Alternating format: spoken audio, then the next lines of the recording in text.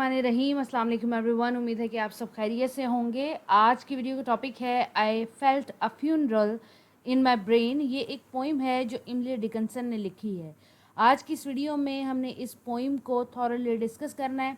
ये कब पब्लिश हुई, इसका क्या सेंट्रल थीम मैसेज है, इसके अंदर कौन सी पोइट्री डिवाइसेस यूज़ की गई हैं, इसका राइम रिदम मीटर टून और सेटिंग क्या है, स्पीकर जो है वो क्या एक्सप्रेस करना चाहता है, इसकी समरी क्या है, इसका एनालिसिस क्या है। लाइन बाय लाइन इसको स्टडी करेंगे ताकि अगर एग्ज़ाम में इससे रिलेटेड कोई भी सवाल आ जाए 30 मार्क्स का तो उसको हम इजीली सॉल्व कर सकें।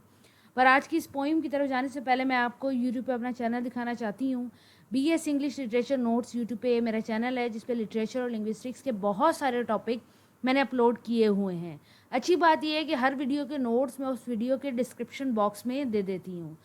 पोइम की तरफ जाने से पहले हमें पोइटस के बारे में पता होना चाहिए ताकि हमें पता लग सके वो किस तरह की पोइट्री लिखती है और वो इस पोइम को कैसे लिख रही है। अगर हम इमिली डिकन्सन की बायोग्राफी को देखें तो 1830 के अंदर मैसाचुसेट्स के अंदर पैदा हुई हैं। 1830 से हमें पता लगता है कि 19वीं सेंचुरी की पोइटस हैं। इनके फादर जो हैं उनका नाम था एडवर्ड डिकन्सन। वो एक स्ट्रिक्ट और ट्रेडिशनल इंसान थे। अपनी एकेडमिक लाइफ भी बहुत ज़्यादा अच्छी नहीं गुजारी और जो पोइम्स भी थी 19वीं सेंचुरी की टाइम पीरियड पे औरतों के पास इतने ज़्यादा राइट नहीं होते थे तो वो बड़ी मुश्किल से अपना काम को पब्लिश कराया करती थी। अपने फादर की डेथ के बाद अकेले ही रहीं। इन्होंने पोइट्री लिखी, इन्होंने लेटर लिखे और अपनी डेथ के बाद इन्होंने ये पता लगा कि 2000 से ज़्यादा इन्होंने पोइम्स लिखी हुई थी। इनकी डेथ हुई है 1885 के अंदर। इनकी डेथ के बाद भी काफ़ी सारा वर्क इनका पब्लिश हुआ है जो कि इंटेलेक्चुअल डेप्थ रखता है। लोग उसको पढ़ना पसंद करते हैं और उसको एक बहुत अच्छे तरीके से देखते हैं। ये अपने टाइम पीरियड की एक फाइनेस्ट पोइटस थी, यानी कि बहुत अच्छा काम प्रोड्यूस किया करती थी। अगर इनकी ये पोइम देखें I felt a funeral in my brain, तो टाइटल को डिस्कस करते हैं। इनकी ये जो पोइम है वो 304 नंबर की है और इसका कोई टाइटल नहीं है। जो पहली लाइन है उसी को टाइटल कंसीडर किया जाता है। मोस्टली इनकी पोइम्स ऐसे ही मिलती हैं। अगर हम टाइटल की सिग्निफिकेंस को देखें तो पोइटस अपने आप को मुखातिब करते हुए कहती हैं कि आई यानी कि मैं खुद, फेल्ट अ फ्यूनरल यानी कि एक जनाजे को मैंने महसूस किया। कहाँ महसूस किया? इन माई ब्रेन, अपने दिमाग के अंदर। बेसिकली पोइटस जिंदा है और इमेजिन कर रही है कि उसकी डेथ हो गई है तो उसका फ्यूनरल कैसा है।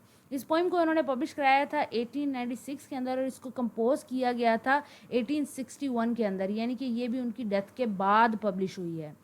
इसके अंदर बेसिकली वो मेटाफर, फ्यूनरल का मेटाफर इस्तेमाल कर रही हैं अपने मेंटल स्टेज को दिखाने के लिए कि वो किस तरीके से अपनी ज़िंदगी में कितने उतार चढ़ाव उन्होंने देखे हैं कि अपनी मौत का तस्वुर भी उनको खुद ही आता है। बेसिकली ये एक बैलेड है जिसके अंदर आपको 5 स्टैंजा मिल जाते हैं और राइमिंग स्कीम ABC की मिलती है। इसको हम फर्दर डिस्कस करेंगे। इसके अंदर आपको टेट्रामीटर और ट्राई मीटर मिलता है जो कि IM मीटर के साथ इन्होंने लिखा हुआ है। इसके अंदर आपको ह्यूमन कॉन्शियसनेस नज़र आएगा। कॉन्क्रीट मजबूत लैंग्वेज यूज़ की गई है, इमेजरी है, मेटाफर है, सिंबलिज्म यूज़ किया गया है।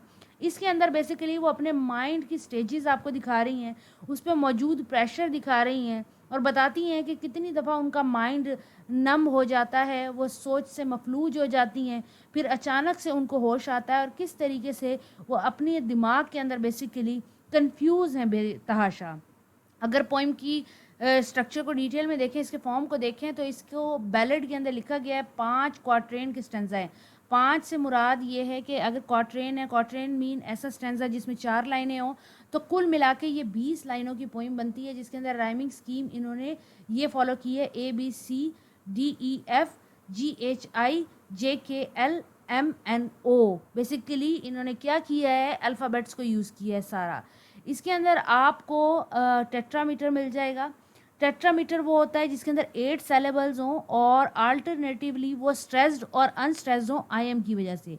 पहला सेलेबल अनस्ट्रेस्ड होगा और दूसरा स्ट्रेस्ड होगा। इसके बाद ट्राईमीटर भी मिलता है। ट्राईमीटर के अंदर 6 सेलेबल्स होते हैं एंड अगेन IM है तो पहला सेलेबल अनस्ट्रेस होगा और दूसरा स्ट्रेस होगा। इसके अलावा आपको इसके अंदर स्पॉन्डी भी मिलेगा। स्पॉन्डी ऐसा मीटर है जिसके अंदर 2 स्ट्रेस सेलेबल आपको एक ही रो के अंदर इकट्ठे मिल जाते हैं। राइमिंग स्कीम मैं आपको बता चुकी हूँ। इसके अलावा स्लैंट राइम्स यूज़ किए हैं इन्होंने म्यूज़िकल इफेक्ट डालने के लिए क्योंकि ये एक बैलेड है।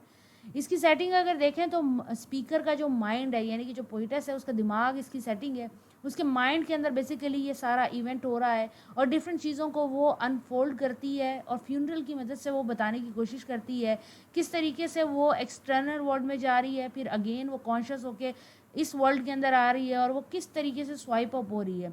और याद रखें, फ्यूनरल यानी कि जनाजे को दिमाग में रखते हुए आपने मुसलमानों का जनाजा नहीं बल्कि क्रिश्चियन का जनाजा दिमाग में रखना है कि जो क्रिश्चियन लोग अपने मुर्दों को बॉक्स में लिटा देते हैं, फिर चर्च के अंदर उनके लिए प्रेयर करते हैं और फिर उनको किस तरीके से जाके दफनाते हैं।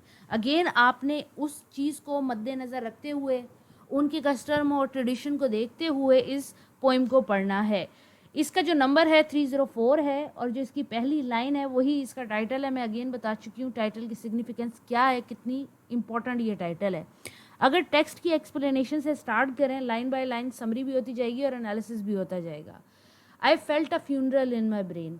पोइटस ये कहती है कि मुझे ऐसा महसूस हुआ, ऐसी मेरी सोच आई कि जैसे मैंने अपना ही जनाजा देखा हो। बेसिकली उसकी लाइफ के अंदर सिचुएशन ऐसी मौजूद है कि जिसमें वो अपना ही जनाजा इमेजिन कर रही है। तो क्या इमेजिन करती है? And mourners 2 and 4। अब वो कहती है कि जो गमज़दा लोग आए हुए हैं वो आगे जा रहे हैं और पीछे आ रहे हैं। Kept trading and trading. Trading and trading से मुराद है कि चले जा रहे हैं, आगे भी आ रहे हैं, पीछे जा रहे हैं। जैसे जनाजों पे अमूमी तौर पे होता है कि लोग तेज़ी से काम कर रहे होते हैं, यहाँ पे वो उसका जिक्र कर रहे हैं। फिर वो फर्दर कहती हैं टिल इट सीम्ड, और फिर ऐसा लगा that senses was breaking through, कि अचानक से मेरा ये ख्वाब बेदार हो रहा है और मैं अपनी सेंसेस के अंदर वापस आ रही हूँ। बेसिकली हो क्या रहा है कि स्पीकर की जब डेथ होती है तो वो पुरसकून हो जाती है, लेकिन अगेन जब मॉर्नर्स यानी कि उससे मिलने वाले लोग आते हैं और वो चहलकदमी करते हैं तो उसको लगता है कि उसकी सेंसेस वापस आ रही हैं और वो अपने इर्द गिर्द के माहौल को देख सकती है। फर्दर वो क्या कहती है? And when they all were seated, यानी कि जब चर्च के अंदर एक बॉक्स के अंदर जनाजे को लिटा दिया जाता है और तमाम लोग चर्च की कुर्सियों पर बैठ जाते हैं उसके लिए प्रेयर करने के लिए, अ सर्विस लाइक ड्रम, ऐसा लगता है कि ये जो लोग प्रेयर कर रहे हैं ये मेरे सर में हथौड़ों ड्रम की तरह बीट कर रहा है। की बीटिंग बीटिंग, यहाँ पे बार बार वो बीटिंग बीटिंग पे एम्फोसिस कर रही है, जिससे हमें पता लग रहा है कि जो आवाज़ें हैं चर्च के अंदर वो उसको ऐसा लग रही हैं कि जैसे ड्रम उसके माइंड में बार बार बीट कर रहा हो। टिल आई थॉट, जब तक कि मेरे ये ख्याल आया, ये दिमाग में बात आई कि माई माइंड वॉज गोइंग नम, कि इतना ड्रम बज रहा है, इतना ढोल बज रहा है, इतना शोर हो रहा है कि मेरा दिमाग है वो सुन्न हो रहा है। इनके मरने के बाद भी उनका माइंड उनको सुन्न होता महसूस हो रहा है। ये उनकी मेंटल कंडीशन है। And then I heard them lift a box, और जब ये सारी रसूमात हो गई तो मुझे महसूस हुआ कि अब उन्होंने जनाजा उठाया है या बॉक्स जिसमें डेड बॉडी है उसको उठाया है। And crack across my soul, और मुझे क्योंकि चर्च का फर्श लकड़ी का बना होता है तो उसके ऊपर जब बूट्स पड़ते हैं तो क्रैक की आवाज़ आती है। With those same boot of lead again, और लेड के बूट्स, यहाँ पे सख्त बूट, ऐसे बूट जो मजबूत चमड़े के हों, क्योंकि क्रिश्चियन लोग इसको कैरी करते हैं तो इसलिए उन्होंने ये चीज़ें बयान की गई हैं, सख्ती के लिए उसको बयान कर रही हैं। Then space began to toll, और फिर ऐसा लगा कि तमाम चीज़ें एक के ऊपर आ रही हैं। बेसिकली जब उनका जनाजा उठाया गया तो जो लोगों ने जनाजा उठाया तो उनके जूतों ने जो क्रैक है वुड के अंदर उसकी चिरचिर की आवाज़ आई, तो उनको बेसिकली लगा कि ये उनकी सोल के पार जा रही है। और फिर अचानक से आसमान से हर तरह से उनको बेल्स जो रिंग करने लगी वो जा जा के उन्हीं से टकराने लगी। किस से टकराने लगी? हमारी जो पोइटस है जो ये सारी चीज़ें महसूस कर रही है। लास्ट 2 स्टेंजा के अंदर देखते हो क्या कहती है। As all the heavens were a bell and began but an air, and I and silence some strange rays wrecked solitary here। वो कहती हैं ऐसा मुझे महसूस होने लगा कि तमाम जहाँ के अंदर बेल्स बजने लग गई हैं, यानी कि आसमान से बेल की आवाज़ आने लगी, लेकिन लोग उसको नहीं सुन सकते थे। फिर अचानक से मैं, तन्हाई और मुख्तलिफ तरह के शोर खामोश हो गए, सॉलिटरी हो गए, अकेले हो गए यहाँ पर। और फिर जब मुकम्मल खामोशी हो गई तो क्या होता है? And then a plank in reason broke, अचानक से एक लकड़ी टूटने की आवाज़ आती है, क्रैक की आवाज़ आती है। And I drop down and down, और मैं नीचे गिरती चली जाती हूँ। के अंदर अक्सर लोग गहराई के अंदर गिरते हैं, इसी तरह पोइटस महसूस कर रही हैं। एंड हिट अ वर्ड, और अचानक से मैं कहीं और पहुँचती हूँ। At every plunge and finish knowing then, और जैसे ही मैं दूसरी दुनिया से टकराती हूँ, इससे पहले कि मैं उस दुनिया को देखूँ, ऑब्ज़र्व करूँ और पोइम आगे लिखूँ, मेरा ये ख्वाब ख़त्म हो जाता है। उनका ख्वाब क्या ख़त्म होता है, ये पोइम ख़त्म हो जाती है।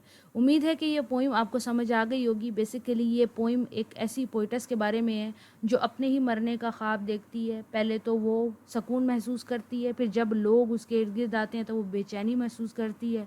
जो फ्यूनरल की जो सर्विसेज हैं उसको वो शोर और गुल कहती है, और फिर अचानक से जब वो उसको दफना देते हैं तो खामोशी छाती है, और जब खामोशी छाती है तो फिर वो ज़मीन की तरफ या दूसरी दुनिया की तरफ तेज़ी से गिरती जाती है, और वहाँ पहुँचने से पहले उसकी आँख खुल जाती है। यहाँ पे पोइम ख़त्म हो जाती है। Thank you for watching. Kindly share this video with your class friend. Ask me your questions in comment box. Subscribe for more videos. अगर कोई भी किसी भी किस्म का सवाल है तो लाजमी पूछा करें। Thank you for watching. Allah.